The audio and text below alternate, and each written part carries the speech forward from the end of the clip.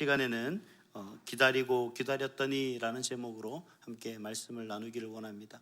오늘도 여러 가지 많은 분주한 일과 바쁜 일과 급한 일들 정말 있을 텐데, 그럼에도 불구하고 하나님을 예비하기 위해서 이 자리에 나오신 여러분에게 하나님의 놀라운 은혜와 또 하나님의 복이 충만하기를 간절히 소망합니다. 어느 한 사람이 이제 등산을 하기로 했습니다. 늘 가던 등산로가 있었음에도 불구하고 오늘은 왠지 좀 다른 등산로로 이제 선택을 해서 목적지를 정상에 두고 이제 길을 가기 시작했습니다. 그동안 늘 다니던 등산로가 아닌 다른 등산로를 가다 보니까 한참 걸어가다 보니 좀 오래된 고즈넉한 곳에 한옥 한 채가 서 있는 것을 볼 수가 있었습니다. 그 길로 이제 초행길이다 보니까 그곳에 한옥이 있다라는 사실을 그때 처음 봤겠죠. 그래서 그곳에 이제 마음을 뺏겨서 점점 그쪽으로 다가갔더니만 그 한옥 정문에 큰 한옥 대문이 있었어요. 그래서 그 옆에 작은 또 문이 하나 있는 겁니다. 그 작은 문에는 이런 한자가 서 있었습니다. 다불유시. 의미가 있어요. 어떤 의미가? 시간은 있으나 많지 않다. 그 등산객이 과연 이게 무슨 의미가 있을까? 과연 이 집주인이 어떤 의미를 이 문에 담았을까? 시간은 있지만 많지 않다라는 그 시간 속에 과연 그 주인의 의도와 또 주인이 말하고자 하는 그런 부분에 대해서 너무 참 궁금했던 거죠.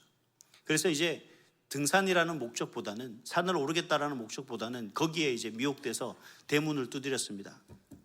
그래서 주인을 불렀더니만 연세 지긋하신 한 분이 나오셔서 이제 왜 문을 두드렸느냐라고 묻는 거죠. 그래서 이 등산객이 물었습니다. 도대체 여기에 적혀 있는 이 다불유시라는 이 제목이 뭐냐? 말 그대로다. WC.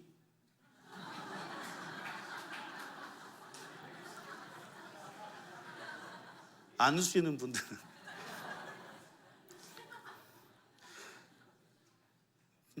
우습죠? 재밌죠? 왜 이런 얘기를 제가 드냐면, 우리가 사실 제가 앞에서 이 등산객의 목적이 뭐라 했습니까? 산 정상에 오르는 것이 목적이었습니다.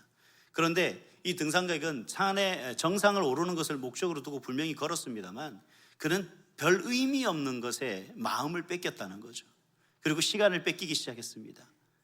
그래서 산이라는 정상을 오르는 것에 열심을 내는 것이 아니라 괜한 것, 헛된 것, 정말 보잘것없는 것에 괜한 의미를 두고 찾아갔더니만 역시나 뭐가 됐습니까?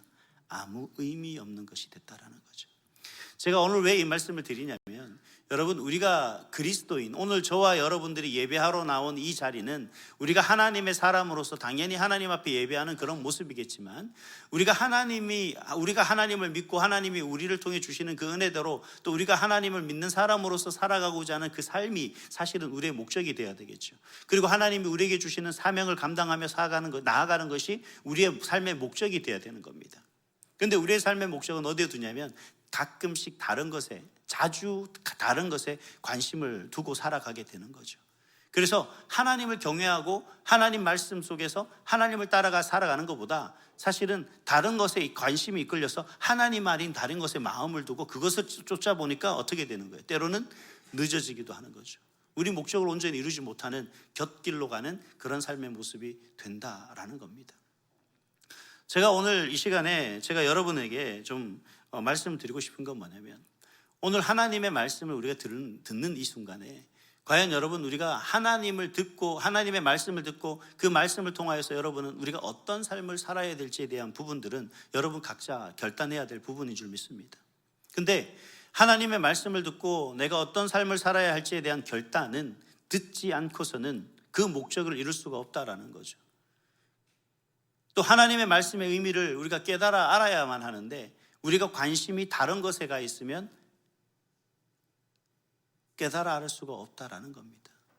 정말 우리가 하나님을 믿는 사람이라면, 또 하나님의 주신 사명을 감당하는 그러한 사람이 되기를 원하신다면, 정말 하나님께서 오늘 우리에게, 아니 나에게 어떤 말씀을 하실 것인가, 하나님께서 나에게 말씀하시고자 하는 것이 말씀이 무엇인가를 여러분 깊이 마음에 좀 새기고, 또 그것에 목적을 두고 오늘 이 시간 저와 함께 했으면 좋겠다라는 마음에서 이렇게 WC라는 말로 함께 웃었습니다. 이제 웃었으니까 됐죠. 이제 더 이상 다른 것에 관심을 두지 말고 자꾸 WC 하면 안 돼요. 이제 진정한 하나님의 말씀을 함께 살펴보기를 원합니다. 이제 시편 40편을 우리가 1절에서 4절까지만 읽었는데, 사실 시편 40편은 1절에서 17절까지 있는 그런 시입니다. 그래서 많은 학자들이 시편 40편을 나름대로 구분을 해요. 어떤 분들은 1절에서 10절까지, 11절에서 17절까지. 그래서 감사시와 탄원시다 이런 식으로 여러 가지 구별을 하는데, 그럼 목사님 왜 당신은 1절에서 4절까지만 읽었습니까? 라고 이렇게 이제 여러분들이 반문할 수가 있겠죠. 제가 시편 40편을 1절에서 4절까지만 보고자 하는 이유는 단 한 가지밖에 없습니다. 물론 시편 40편 전체가 훌륭하고 우리에게 주는 교훈이 큽니다만, 이 시편 40편의 1절에서 4절 말씀은 다른 어떤 내용보다도 다윗이 자신이 경험한 그 신앙적 간증을 하고 있는 내용이 풍성하기 때문에 그렇다는 거죠.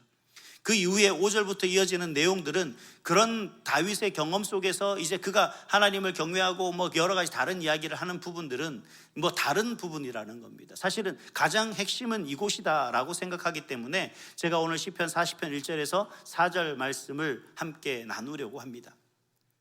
이 말씀 속에서 다윗이 가만히 보면 1절 말씀을 보면 뭐라고 이야기하냐면, 다윗은 자신의 삶의 모습 속에서 하나님을 내가 경험했다라고 합니다.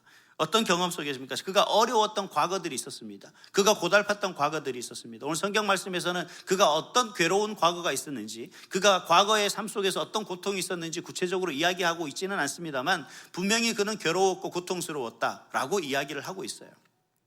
그리고 우리가 성경을 통해 알 수 있듯이 다윗이 겪었던 그 괴롭고 고난의 시절은 우리가 너무나 너무 잘 알고 있는 그런 내용들 중에 한 부분입니다. 그가 정말 인정받는 사람이기도 했지만, 도망다는 도망자로서, 정말 왕으로서 세움받기도 했지만, 정말 하루하루 목숨을 겨우겨우 연명하며 살아가는 그러한 삶으로서 살아갔던 사람이죠. 극과 극을 달렸던 사람이 바로 다윗입니다. 그런 다윗이 고백을 하고 있는 겁니다. 자신의 신앙을 지금 간증하고 있는 겁니다. 여러분, 나는 이런 어려움을 겪었습니다. 그리고 나는 이런 하나님을 경험했습니다 라고 하는 부분이죠. 특별히 오늘 이 부분에서 다윗이 내가 그 어려운 여건과 환경 속에서 경험했던 하나님은 어떤 하나님이냐? 내가 경험한 하나님은 바로 이러한 하나님이십니다 라고 그렇게 이야기하고 있는 것을 볼 수가 있다는 거죠. 그렇다면 다윗이 도대체 자신의 그 시련을 통해서, 과거의 그 암울했던 시대 속에서 그가 경험했던 그 시련 속에서 만난 하나님은 어떤 하나님인가? 오늘 본문에서는 4가지로 우리에게 이야기하고 있는 것을 볼 수가 있습니다. 첫 번째는 뭡니까? 다윗은 나의 부르짖음을 들으시는 하나님을 경험했다라고 그렇게 고백하고 있는 것을 볼 수가 있습니다.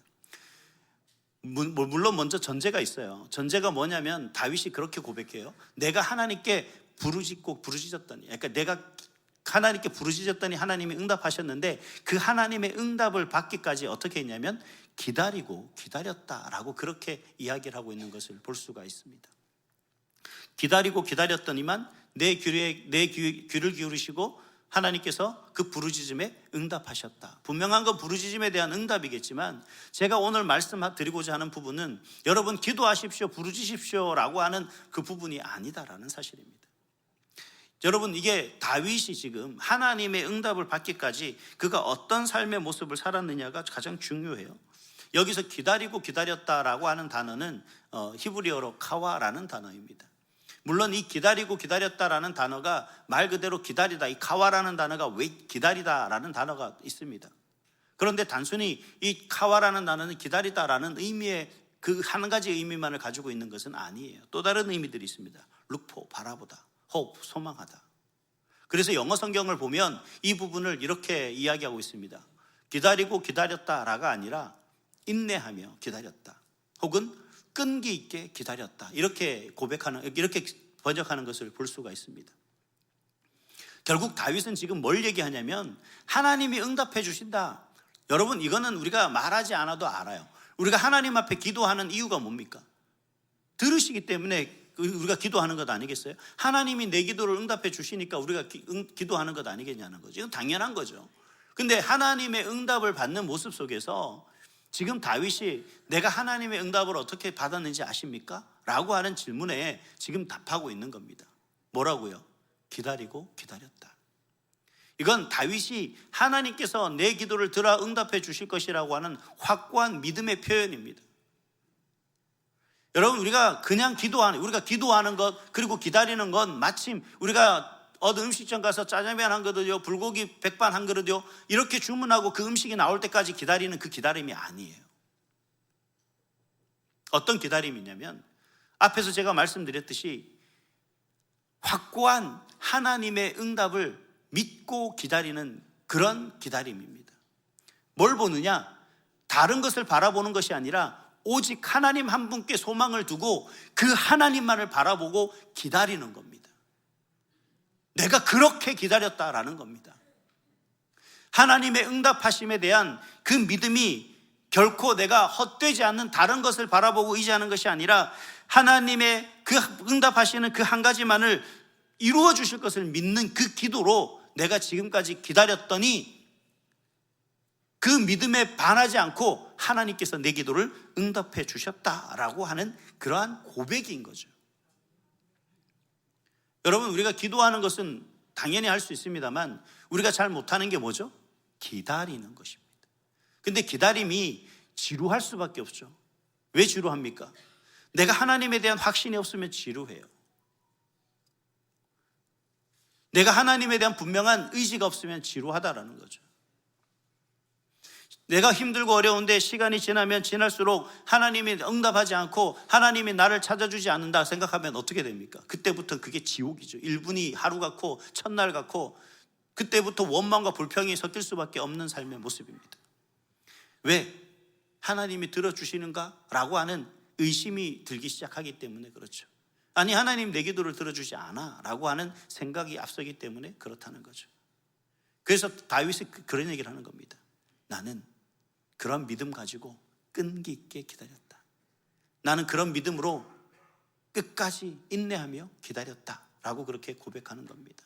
여러분, 이 끈기, 인내, 하나님을 향한 확실한 믿음, 바로 여러분의 믿음이 될 수 있기를, 그리고 그 믿음으로 기도하고 응답받기를 간절히 소망합니다.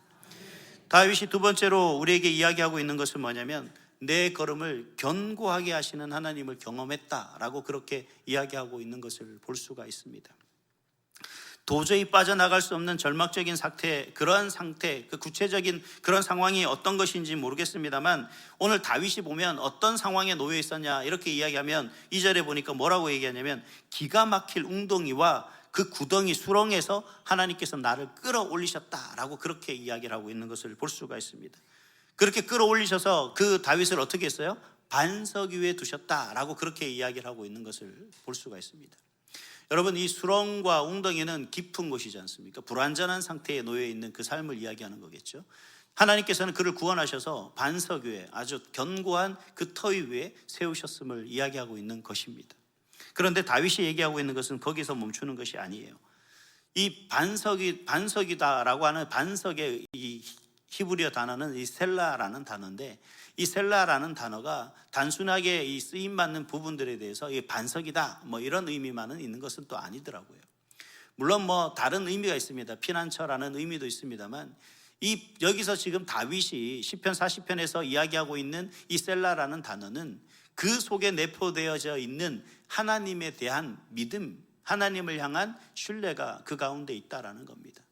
그래서 이 비슷한 표현을 찾아보면 시편 71편 3절에 볼 수가 있습니다. 같이 읽습니다. 시작. 주는 내가 항상 피하여 숨을 바위가 되소서. 주께서 나를 구원하라 명령하셨으니 이는 주께서 나의 반석이시요 나의 요새이심이니이다. 자, 시인은 지금 이렇게 얘기를 하고 있죠. 하나님은 나의 반석이시다. 그 반석의 의미는 어떠한 견고함을 이야기하는 것뿐만 아니라 그것을 넘어서고 있다라는 거죠. 오늘 시편 40편에서 이야기하고 있는 다윗이 하나님께서 나를 반석 위에서 세우셨다라는 것은 일단 먼저 심리적 안정을 이야기하고 있는 겁니다. 내 마음을 평안케 하셨다라는 사실입니다. 우리가 어떤 어려움을 겪게 되고 문제가 있으면 여러분 우리가 불안하게 되고 불안이 자꾸 커지다 보면 초조하게 되고 그러다 보면 우리가 여러 생각들을 하게 됩니다. 그럼 우리 삶이 혼란스러워질 수밖에 없죠. 그래서 우리가 모든 부분 속에서 가장 필요한 것은 심리적 안정이 우리에게 필요하다라는 겁니다. 다윗은 하나님을 경험하고 나서 내가 여러 가지 문제와 환난과 도저히 내가 인간적으로 넘을 수 없는 그 많은 문제들이 내게 산재되어 내 파도처럼 밀려왔었지만 내가 그 속에서 내가 어떻게 견딜 수 있었는지 아느냐? 하나님께서 나에게 심리적 안정을 주셨다라고 그렇게 고백을 하는 겁니다. 또 한 가지는 바로 하나님의 보호하심 속에서 받는 안전입니다. 우리가 잘 알고 있듯이 다윗은 자신의 목숨을 위협하는 아들로부터 도망하는 그러한 어려움을 겪었던 사람 중에 한 사람입니다. 그가 하루하루 살아가는 것이 언제 자신을 죽이려고 하는 그런 아들과 사울 왕의 그 죽음의 위협 속에 하루하루를 연명했던 사람이죠. 여러분, 그렇게 산다면 여러분 살아가겠습니까?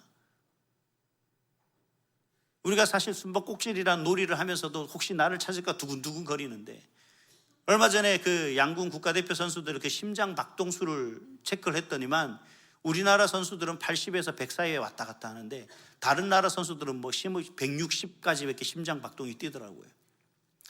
우리가 160 아니 200이라는 심장 박동 소리에 두근두근 걱정하며 염려하고 살아가는 그 삶의 모습 속에서 다윗은 지금 뭐라고 얘기하냐면, 하나님께서 나를 지켜주시는데 내가 그 어떤 것보다 하나님께서 나를 지키시고 돌보시기에 지금이 가장 나는 안전하다라고 하는 고백을 하고 있는 겁니다. 이 고백이 어느 때 나왔냐면 하나님을 만났을 때 나왔다는 사실이에요. 하나님을 경험했을 때 나왔다라는 사실이에요. 그래서 다윗은 우리에게 이야기합니다. 하나님을 만나십시오. 하나님은 당신의 걸음을 견고하게 해주실 겁니다. 세 번째로 다윗이 만난 하나님은 어떤 하나님이냐면 찬송을 내 입에 두시는 하나님이시다 라고 그렇게 고백하는 것을, 간증하는 것을 볼 수가 있습니다. 3절 말씀에 보니까 새 노래 곧 우리 하나님께 올릴 찬송을 내 입에 두셨다라고 그렇게 간증을 해요. 우리가 새 노래라고 하면은 일반적인 뭐 여러 가지 다른 찬양들 이렇게 노래할 수가 있고 얘기할 수가 있습니다. 이게 사실 우리가 찬양도 한 가지만 막 부르다 보면 괴롭죠. 좀 뭔가 바로 다른 거 듣고 싶고, 또 막 얘기하다 보면 다른 거 듣고 싶다 보면 어떤 옛날에 다시 그 찬송이 부르고 싶고 듣고 싶고, 또 그러다가 들으면 그때 그 찬송이 너무 은혜가 되고 이럴 경우가 있습니다. 이 시편 40편은 우리 가운데 CCM으로 복음성가로 우리에게 잘 알려진 그런 찬양이 있습니다. 바로 오늘 본문의 내용들을 이야기하는데 2부 때 제가 불러드리면 다들 웃더라고요. 그래서 가사를 불러드리려고요. 아마 괴로웠던 것 같아요. 하나님의 음성을 듣고자 기도하면 귀를 기울이시고 내 기도를 들어주신다네. 아시겠죠? 무슨 찬양인지. 새 노래로 부르자 랄랄라 하나님께 올릴 찬양을. 사실 이 찬양은 제가 경험했던 겁니다. 처음에는 교회 다닐 때 부르라 그러니까 따라 불렀던 것 같아요. 찬양 인도할 때도 자 우리 찬양하길 원합니다. 새 노래로 부르자 랄랄라 뭐 그 반응 보면서. 근데 이 속에서 지금 여러분 오늘 한번 들어보시기 바랍니다. 다윗이 하나님께서 나를 깊은 그 웅덩이와 수렁에서 건지셨을 때, 정말 모든 절망 속에서 모든 것을 포기하고 좌절하고 낙심해서 이제 죽음만 기다리는 그 위치에서 하나님이 나를 건지셨을 때 그 하나님을 찬양하는 그 입술에서 그 하나님이 어떻게 보이시겠냐는 거죠. 여러분, 하나님을 경험하고 안 하고의 차이는 천지 차이입니다. 하나님을 경험한 그 사람은 그 하나님이 주시는 은혜를 이루 말할 수가 없어서 정말 하나님 앞에 모든 것을 다 드리고도 남을 뿐이죠. 더 드리고 싶은 것이 우리 마음이고 우리의 생각입니다. 왜? 하나님은 나를 위해서 그보다 더 큰 것을, 더 많은 것을 주셨다라는 사실을 내가 깨달았기 때문입니다. 지금 다윗이 새 노래로 찬양한다는 건 바로 그런 의미예요. 내가 하나님을 찬양하지 않고는 견딜 수 없어요. 왜? 하나님이 나를 구원하셨거든요. 내가 하나님을 찬양하지 않을 수가 없어요. 왜요? 그 놀랄만한 하나님의 은혜를 내가 지금 받았거든요. 그래서 내가 할 수 있는 건 최고의 것은 뭐냐면 그런 하나님의 역사를 내가 노래하는 것뿐이다 라고 그렇게 이야기하고 있는 겁니다. 그래서 하나님을 경험한 후에 부르는 이 찬양은, 하나님을 경험하고 난 이후에 내가 하나님을 영광을 높이는 것은 깊이와 크기가 다를 수밖에 없습니다. 여러분, 이 부분을 좀 기억하고 보세요. 여러분, 시편 40편의 그 찬양을, 하나님의 음성을 듣고자 고백하면이라는 그 찬양을 여러분 예전에는 어떤 마음으로 부르셨습니까? 우리 함께 이따 끝나고 우리가 이 찬양을 부르실 때 여러분이 전장 하나님을 경험하며 하나님이 주시는 은혜를 여러분들이 경험했다면 그 은혜 속에서 그 하나님을 이 새 노래로 한번 찬양할 수 있는 그런 은혜가 우리 가운데 있기를 간절히 소망합니다.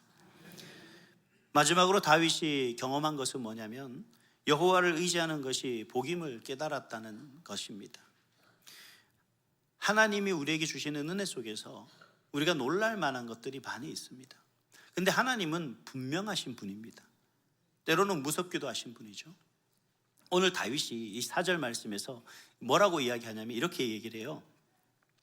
여호와를 의지하는 자는 복을 받을 것이다. 복이 있다. 그런데 교만한 자와 거짓에 치우치는 자를 돌아보는 자는 그렇지 않다. 이렇게 얘기를 하고 있습니다. 여호와를 의지하는 자는 복이 있다라고 이야기를 하는 거죠. 이 말을 좀 바꿔서 이야기하면 제가 왜 하나님은 아주 분명하신 분이시냐 무서운 분이시냐라고 이야기할 때 하나님은 우리에게 심판하시고 우리를 책망하시고 책치시라고 이런 문제 속에서 무섭다는 의미가 아니라 하나님은요 하나님 안에서 하나님이 말씀하신 그 말씀을 우리에게 그대로 지키시는 분이시다라는 거죠. 그런 의미에서 볼 때 하나님을 의지하지 않는 자를 하나님이 복을 주시겠느냐? 그렇지 않다라는 얘기입니다. 그래서 다윗이 분명하게 얘기해요. 하나님을 의지하는 자는 복을 받을지 모르겠으나 복을 받을 것이다. 그러나 교만한 자와 거짓에 치우쳐 있는 자는 결코 복을 받지 못할 것이다. 그래서 제가 여러 주석가들을 한번 살펴봤더니만 이 교만한 자와 거짓에 치우친 자들을 일반적인 표현으로 이렇게 얘기합니다. 우상 숭배하는 자들이라고 그렇게 해석을 하는 분들이 많더라고요. 다른 말로 이야기하면 여러분 지금도 혹시 핸드폰을 꺼내서 여러분이 투자한 주식이 얼마나 올랐는지를 궁금해 하십니까? 그것을 의지하며 살아가십니까? 여러분 그것이 여러분의 믿을 것입니까? 아니면 땅에 투자하셨어요? 아니면 집에 투자하셨습니까? 건물에? 그래서 그것을 통해서 나의 미래요 나의 소망이 뭐고 나의 기다림입니까? 이러한 모습이 우리 가운데 있다면 하나님에게 복을 받지 못한다라는 얘기입니다. 그래서 저는 연금보험조차도 안 들었습니다. 연금보험 조금밖에 못 들었다고 안타까워하고 어떻게 미래를 걱정하고 염려하시는 분들 계시다면 저를 통해 위로를 받으십시오. 하나님께서 알아서 하시겠죠. 물론 걱정은 됩니다만 우리가 하나님을 믿고 하나님을 의지하고 살아가는 그 모습 속에서 여러분 정말 하나님의 도움이 필요하다면 하나님을 전적으로 의지해야 되지 않겠냐는 거예요. 다윗이 지금 그 얘기를 하고 있어요. 내가 많은 인생들을 의지해봤다. 심지어 내 자식들을 의지했지만 내 자녀들조차도 나를 배신하고 나를 죽이려고 하더라. 그러니 이 세상에서 내가 의지할 것은 이 세상의 물질고 어떤 명예도 권력도 권위도 아니라 오직 하나님 한 분이시다. 교만한 자와 거짓에 치우치지 않고 오직 여호와를 의지하는 자는 복이 있다. 그것을 깨닫게 하시더라라는 겁니다. 여러분 다윗은 이 4가지의 경험을 통해서 과연 우리에게 말하고자 하는 것이 뭡니까? 아니 다윗이 왜 이 간증을 우리에게 하고 있는 이유가 뭐겠습니까? 왜 이런 간증을 하고 있겠죠? 다윗이 하는 간증은 그냥 내가 이런 걸 놀라운 걸 경험해서 나 잘났지라는 것이 아니라는 겁니다. 여러분 많은 사람들이 우리가 하나님 앞에 기도하고 그리고 그 기도하는 응답을 정말 기다리고 원하는 사람들이 많습니다. 물론 우리가 하나님 앞에 기도하며 기다리면 하나님이 응답해 주신다는 사실을 누구보다도 잘 알고 있죠. 그러나 그 속에는 다윗이 그런 얘기를 해요. 믿음의 기도와 신실하신 하나님의 은혜를 구하는 그 기도 속에 먼저 전제되어야 될 것이 있다. 하나님을 향한 우리의 자세와 하나님을 향한 우리의 믿음이 고백되어야 된다라는 사실입니다.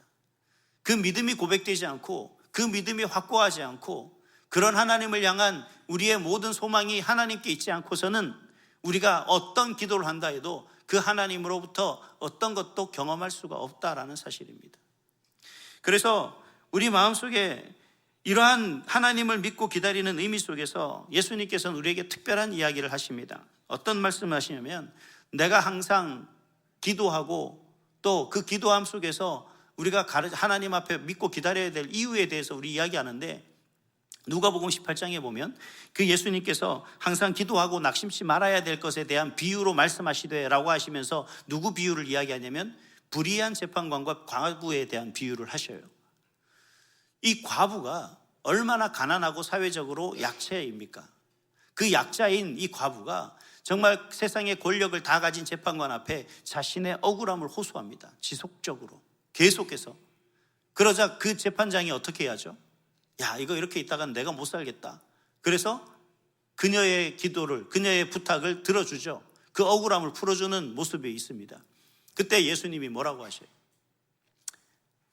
나를 믿는 사람, 나를 의지하는 자들이 나를 찾아와서 이렇게 말하면 내가 왜 들어주지 않겠냐? 내가 어떻게 사랑하는 내 자녀들이 나를 찾아와서 자신의 아픔과 억울함과 괴롭고 속상함을 토로하는데 그것을 외면하겠느냐? 라고 그렇게 말씀하십니다. 그래서 다윗이 얘기합니다. 여러분 보세요. 나도 그 하나님을 믿고 그 하나님 앞에 기도하며 그 하나님을 기대하고 나아갔더니 이렇게 응답하시더라. 그러나 여러분의 어떤 어려움과 또 고통과 좌절과 낙심 혹은 여러분 가운데 있는 문제들, 해결해야 될 많은 것들이 여러분 산재되어 있습니까? 여러분 걱정하지 마세요. 하나님 앞에 맡기세요. 그러면 다 하나님께서 인도해 주시더라. 그 마음의 평안과 그 모든 것에서부터 안전하게 지켜주시고 그 모든 문제들이 하나님 앞에서 해결되어져 가는 놀라운 것을 경험하게 하시더라 라고 우리에게 이야기하고 있는 겁니다. 그렇다면 우리가 이러한 다윗의 이 경험 속에서 우리도 이와 같은 다윗의 그 놀라운 신앙적 경험을 하길 원하십니까? 네, 그렇다면 방법이 있습니다, 여러분. 방법이 아주 없는 게 아니에요. 제가 오늘 그 방법을 두 가지를 말씀을 드리려고 합니다. 첫 번째는 뭐냐면 하나님을 찾아야 한다라는 사실입니다. 하나님을 찾아야 되는데 이 하나님을 찾는 것에 있어서 하나님을 만나야죠. 그렇죠? 찾아야 만나지 않겠습니까? 하나님이 지금 우리와 함께 하심을 믿습니다. 아무도 아멘을 하세요.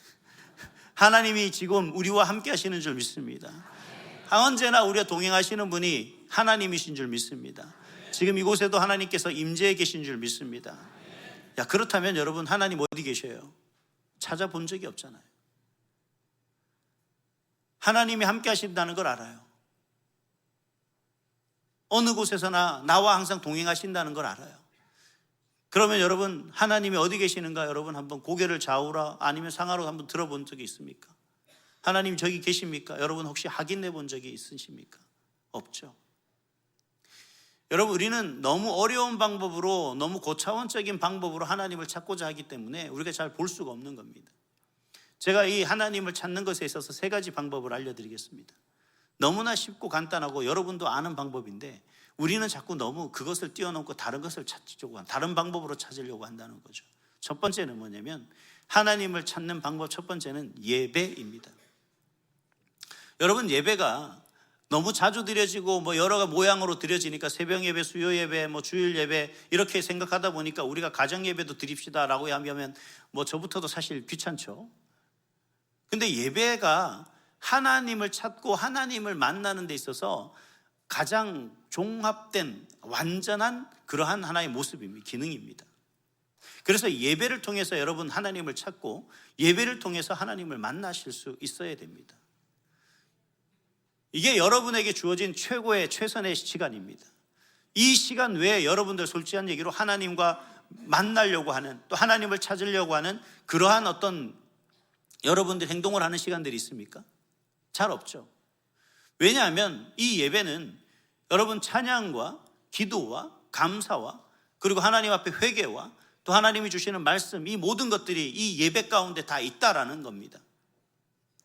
여러분 어떤 분들은 이런 얘기를 합니다. 나는 찬양팀 꼭 우리 교회 얘기하는 게 아니라 남의 교회 얘기하는 거예요. 찬양팀 끝났으니까 내 할 일은 끝났다라고 퇴장하시는 분들, 성가대 끝났으니까 성가대 찬양 끝났으니까 퇴장하시는 분들, 헌금기도 위원 끝났으니까 난 나가시는 분들, 난 식당 봉사해야 돼, 이제 예배 잠깐 하고 나 다른 것 해야 돼. 제가 대신방하거나 하면서 절대 하지 말아야 될 것들을 전도사님과 지역장님들 얘기합니다. 뭔 얘기냐면 예배 기도 다 끝나기 축도 끝나기 전까지 일어서지 말아라. 꼭 그런 분들 계셔요. 기도하면 일어나서 밥 불 켭니다. 국. 저는 뜨거운 국 싫어하거든요. 가장 중요한 건 예배 드리는 그 순간, 끝까지 함께하는 그 순간이 중요한 거예요. 그 속에서 하나님의 은혜를 받아야 되고 하나님께 만나야 되고 하나님과 교제하는 시간이 돼야 되는데 마음은 딴 데가 있어요. 처음부터 목사님 국 대표해야 되는데 반찬을 따뜻하게 여러분, 그건 중요하지 않아요. 그건 아무것도 아니에요. 그냥 덜 익은 거 먹어도 되고 찬 거 먹어도 됩니다. 그게 중요한 게 아니라 그건 그 시간 동안 예배를 통해서 우리가 하나님을 찾고 만나느냐 하는 게 가장 중요한 거예요. 그래서 예배는요, 여러분들이 이 예배가 내가 하나님의 은혜를 정말 경험했다, 하나님의 살아계심을 내가 경험했다, 하나님이 주시는 그 은혜 속에서 내가 감사함을 경험했다, 이게 없이는 그 예배를 끝마쳐서는 안 돼요.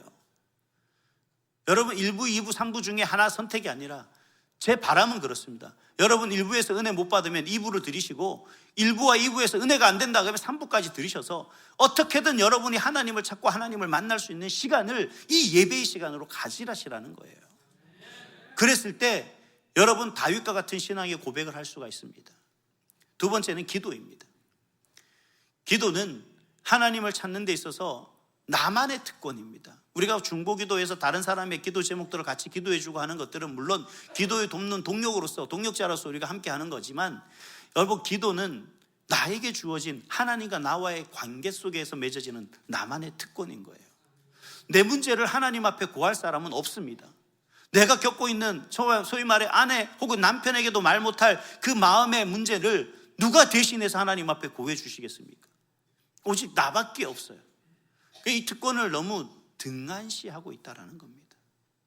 제가 제자 훈련을 하다 보니까 이제 그런 분들이 많아요. 이 기도의 부분들에 있어서 제가 늘 기도하십시오, 새벽 예배 할 수 있으면 새벽 예배 하시고 시간을 내서, 틈을 내서 계속 기도하십시오라고 이야기를 하는데, 많은 분들이 그런 얘기해요. 특히 남성 제자반의 성도들이 그런 얘기를 많이 합니다. 목사님 시간이 없어요. 아침에 새벽 예배 갈 시간도 없이 일어나서 출근해야 되고 저녁에 퇴근하면 10시가 11시가 넘고 집에 오면 너무 피곤하고 힘들고 합니다. 그래서 제가 이해합니다. 그럼 차를 타고 이동할 때 뭐 합니까? 피곤하니까 자야죠. 그래서 제가 했습니다. 왜 자냐? 여러분 그 시간 묵상하면 이런 말 하면 안 되죠. 안 됩니까? 그 시간에 기도하면 안 되나요? 소리내서 기도하는 것이 아니라 내 마음에 계신 하나님과 내가 마음으로 기도하고 대화하고 하나님 앞에 나가는 것, 이게 어려운 겁니까? 왜 그 시간을 그렇게 낭비합니까? 그 귀한 시간, 하나님과 나와의 만남 속에서 다 같이 버스 타고 간다 그러면 다 자지 않습니까? 지하철 타면 다 자잖아요. 여러분에게 누가 방해하는 사람 있어요? 아무도 없어요. 그 속에서 하나님과 만나는 시간을 가지시라는 겁니다. 그리고 남성 제자반을 하면 제가 꼭 그 강요하는 숙제가 있습니다. 뭐냐면 처음에는 숙제를 내고 제가 아내들에게 물어봐요. 왜 아내들에게 물어보냐면 남성 제자반의 99%는 아내의 등살에 의해서 오신 분들이 많습니다. 그래서 그분들에게 얘기하면 그런 얘기를 해요. 제가 꼭 물어봐요. 아내들에게 숙제를 내고 아내들에게 넌지시 물어봅니다. 그럼 숙제를 했는지 안 했는지 알 수가 있어요. 그래서 꼭 남성 제자반 특히 제가 항상 빼놓지 않고 요구하는 게 뭐냐면 자녀들에게 안수기도 해주냐, 축복기도 해주냐라고 물어봐요. 그럼 다들 당연하게 잘 안 한다라고 얘기합니다. 잘하는 게 아니죠. 왜 아버지에서 특권을 왜 그렇게 버리는 거지? 내팽개치는지 모르겠어요. 여러분 그냥 눈에 보일 때마다 머리에 손 얹고 하나님 우리 자녀 아들 축복해 주시옵소서, 하나님 우리 아들 지혜 주십시오, 하나님 우리 아들 명철, 딸도 얘기해야지, 집에 가면 혼나니까. 예, 그렇게 기도해 주는 거죠. 아침에 나가기 전에 손 얹고 기도하고 가고, 심지어 하다못해 문 밖에 서서 아들을 향해서 손을 얹고 딸을 향해서 손을 얹고 기도하고 나가면 되잖아요. 여러분 이게 아버지의 특권입니다. 하나님이 가장에게 준 특권이에요. 우리 아내분들 남편분들 그렇게 하나 보고 이제 싸우세요. 끝까지. 왜 당신은 하나님이 주신 그 특권을 왜 사용하지 않느냐? 그렇게 싸움이 나면 두 분이 해결하셔야 됩니다. 하나님이 주신 특권이에요. 그걸 놓치면 안 돼요. 그걸 사용하지 않는 건 뭐예요? 어리석은 거죠. 여러분 우리 기도하지 않는 게 여러분 특권인 줄 아세요? 아니에요. 기도를 사용하지 못하는 건 어리석은 거예요. 하나님이 나에게 주신 특별한 권리인데 그걸 사용하지 않는 건 내가 그걸 통해서 하나님을 찾지 않으니까 하나님이 나를 만나 주실 리가 없죠. 그래서 기도해야 됩니다. 또 한 가지는 뭐냐면, 세 번째로 성경입니다. 하나님의 말씀. 우리가 누군가를 안다는 건, 누군가를 알기 위해서는 어떻게 해야 돼요? 배워야 되는 것도 있겠지만 사실은 경험해야 됩니다. 근데 우리가 사실 하나님을 경험하기 위해서 먼저 하나님을 좀 알아야 됩니다. 이 히브리어 중에 야다라는 단어가 있는데, 이 야다라는 단어는 알다라는 뜻을 가진 히브리어입니다. 근데 이 알다라는 단어가 가지고 있는 의미는 더 다른 의미가 있어요. 우리가 물론 성경을 읽는 것에서 우리가 하나님을 알죠. 그래서 물론 성경 공부하도록 합니다만, 사실은 성경 공부를 하고 성경을 큐티하고 성경을 읽다 보면 단순히 하나님을 아는 것을 넘어서 하나님을 경험하게 된다는 사실이에요. 이게 중요합니다. 여러분, 왜 성경을 읽으라고 하냐면 하나님을 아는 것, 하나님을 배우라는 것이 아니라 그런 하나님의 말씀을 통해서 하나님을 경험하라는 거예요. 그것이 바로 하나님을 찾는 방법이고 그 길이 하나님을 찾는 길이기 때문에 그렇다는 겁니다. 그리고 그 길 끝에는 하나님을 경험할 수 있는 은혜를 우리에게 주시기 때문에 그렇다는 거예요. 너무나 쉽죠? 여러분, 이것의 세 가지 방법을 여러분 모르신 분이 아무도 없죠? 단지 우리는 그것을 등한시할 뿐입니다. 그래서 다른 것만 찾아요. 더 쉬운 것만 찾아요. 또 특별한 것만 찾으려고 애쓴다는 겁니다. 이 세 가지 방법은 내가 찾지 않고서는 도저히 나에게 주지 않는 그러한 것들이라는 겁니다. 내가 하나님 앞에 나아가지 않고서는 도저히 이 모든 것들을 하나님이 주시지 않는다는 거예요. 그래서 여러분, 하나님을 찾아야 되는데 누구 대신 찾으라고 할 것이 아니라 내가 하나님을 찾아야 된다. 그 하나님을 찾으시는 여러분이 되시기를 간절히 소망합니다. 그리고 그 하나님께서 여러분을 만나 주실 줄 믿습니다.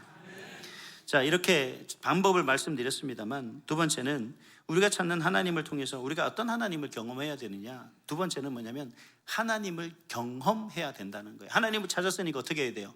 하나님을 경험해야죠. 즉, 경험해야 된다는 말은 하나님의 풍성한 은혜를 경험해야 된다는 겁니다. 예를 들어서 이런 거죠. 하나님과의 인격적인 만남을 경험해야 됩니다.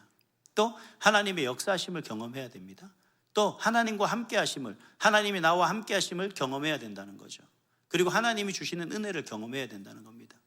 이 전부를, 이외에 더 많은 것이 있겠지만 이 하나님의 풍성한 은혜를 경험한다는 것은 내가 하나님 안에서 어떤 문제 속에서, 어떤 상황 속에서도 결코 혼자 되지 않는다라는 얘기예요. 그걸 느낄 수가 있다라는 얘기죠. 여러분, 우리가 다윗 이야기를 하고 있는데 이 경험했다는 게 얼마나 중요한 건가, 그걸 알 수가 있습니다.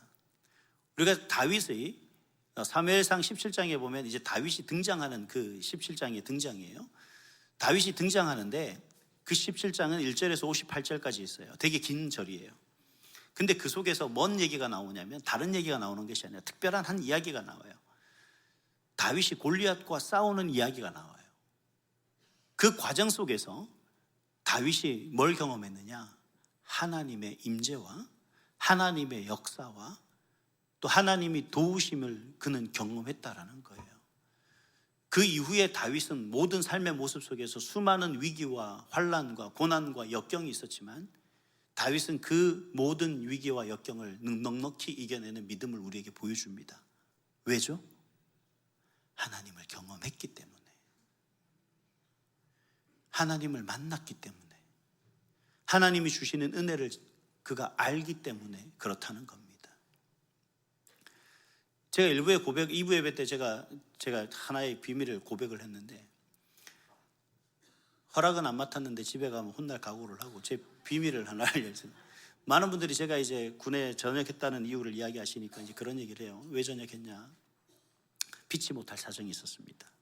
피치 못할 사정이 어떤 거였냐면 제가 하나의 질병이 있었습니다. 좌장골 동맥육성 골랑종증이라는. 이게 뭐냐면 뼈에 이게 물이 차는 그런 겁니다. 골반에, 왼쪽 골반에 이제 그렇게. 제가 그것 때문에 수술을 할 거냐 말 거냐 문제를 두고 저는 수술을 안 한다라고 저는 전역을 한 거고, 또 하나님께서 그렇게 인도해 주셨다라고 믿어요. 왜냐하면 수술을 하고 이후면은 제가 제대로 걸을 수 없게 될 거다라고 하는 게 90%의 의사들의 이야기였습니다. 특히 군 의사들이. 그래서 이건 수술 받을 바에야 나중에 그냥 그렇게 살자라고 나왔던 거죠. 그리고 나서 이제 사실은 그때가 어떤 때냐, 어머님 아버님이 돌아가시고 난 이후에 그 문제가 이제 생긴 거죠. 저는 사실 그러고 난 이후에 저 전역을 하고 나서 만약에 제가 하나님을 믿지 않고 내가 하나님을 경험하지 않았었다면 저는 아마 죽었을 겁니다. 왜냐하면 어머님 돌아가셨죠. 어머님 돌아가시고 9개월 만에 아버님 돌아가시고, 그리고 그 속에서 제가 이 병 때문에 제대할 수밖에 없는 상황에 놓였었기 때문에 그렇다는 거죠. 그래서 하나님이 나와 함께 계시고 하나님께서 나를 찾아와 주시고, 항상 내가 힘들고 괴로울 때 하나님 어떻게 해요? 라고 할 때 하나님이 계속 은혜를 부어주시는 겁니다. 그래서 제가 좌절하고 낙심하지 않고 뭘 할 수 있었어요. 그래서 제가 이걸 이기자, 하나님이 나와 함께 하신다는 걸 내가 한번 어떻게 경험하냐, 제가 기도원을 생각하면서 날마다 축구했습니다. 누가 보면 미쳤다 그랬겠죠. 골반에 종양이 있다며. 근데 저는 축구에 지금까지 골반 쪽에 뭔 이상이 있었던 건 한 번도 없었습니다. 제가 이 아내를 속이고 결혼을 했어요. 그리고 결혼식 하고 나서 제가 바로 뛰어가고 손잡고 가서 그 혼인 신고를 했습니다. 그리고 나서 가만히 있었어요. 언제 얘기했느냐, 우리 첫 애를 임신하고 나서 제가 조용히 고백을 했습니다. 근데 아내하고 제가 이제 그래야만 되잖아요. 그래야 도망을 들가더라도 도망가죠. 아내가 저한테 그런 얘기를 하더라고요. 뭐 지금까지 살았는데, 지금까지 하나님이 인도해 주시고 하나님 일을 하시겠다고 하시는데 하나님 지켜주지 않겠냐. 근데 진작 얘기하지 않은 건 당신이 잘못한 거다. 그랬더라면 나는 당신을 선택하지 않았을 수도 있다. 그래서 제가 했죠. 그럴까봐 이제 얘기하는 거다. 여러분, 저도 여러분들도 각각 말 못할 어떤 아픔과 환경이 있을지도 모르겠어요. 여러분, 우리가 살아가는데 참 힘든 거, 어려운 일이 많지 않습니까? 물론 이게 다른 사람에게 다 내놓고 위로를 받고 격려를 받으면 모든 문제들이 쉽게 해결될 것 같지만 말 못할 많은 것들이 우리 가운데 있더라는 거예요. 근데 여러분, 이걸 우리가 이겨낼 수 있는 방법은 한 가지밖에 없어요. 여러분, 하나님을 경험하니까 그게 문제가 되지 않더라는 거예요. 여러분, 저 지금까지 뭐 별 운동 하자는 거 다 합니다. 또 하고 싶은 것도 많고, 요즘은 시간이 없어서 못 하는데, 그리고 또 좀 뭔가 좀 이렇게 좀 뭐 살이는 이유도 있습니다만 좀 안 하려고 좀 하긴 하지만 더 해야 되는 문제죠. 근데 저는 절대 이게 몸에 어떤 핑계 삼아서 뭐 여기 이것 때문에 내가 가지고 있는 질병 때문에 운동 못 하고 안 하고 그런 적 한 번도 없어요. 왜요? 아니 뭐 어떻습니까? 저 연금보험도 안 들었다니까요. 하나님이 지켜주실 건데 하나님을 믿고 의지해야죠. 다른 것에 자꾸 의지하고 다른 것을 바라보고 그러면 하나님이 복을 주시려고 하도 주시지 않겠죠. 오늘 그 얘기 하잖아요, 다윗이. 여러분 힘드세요? 알죠. 하나님이 왜 모르시겠어요? 여러분 힘드실 때 다른 것을 바라보지 마세요. 여러분 괴로울 때 다른 것을 바라보지 마세요. 여러분 괴롭고 힘들고 어려울 때 다른 것을 의지하지 마세요. 하나님을 바라보시기 바랍니다. 하나님께 소망을 주시길 바랍니다.